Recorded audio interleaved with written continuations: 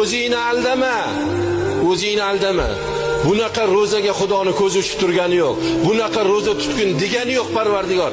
Taqvodor bo'lgin deb Xudoy taolo ro'zani farz qildim deyapti. O'zingni aldama. U nafsingga qul bo'lsang, u Allohning aybi emas. U payg'ambarning aybi emas, biroq sen nafsingga qulligingni etib qo'yavergin. Sen Allohga qulchilikdan ko'ra nafsingga qulchilikni olsa afzal ko'rayotganligini o'zing insofdan tan olib qo'ygin. Ozgina ro'za tutgansizlar kuni bilan. Mana buni yeb olasizlar, mana buni ichib olasizlarda darrov keyin nos solib turib tilni tagiga tashlaysizlar. Vaholanki ro'za tutuv deylasizlar. Bu ro'zani haqqa olib bormoqchisizlar. Bu ro'zani kimga keragi bor? Qani aytinglarchi?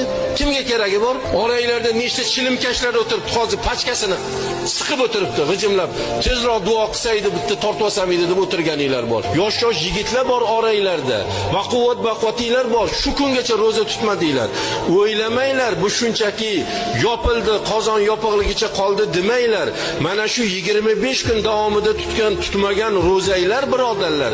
Mana bu suvga o'xshab turib upakovka qilinib tutmagan ro'zaylar har bir kuni sizlarni jahannamiylarga eksport qilinaveradi, boraveradi.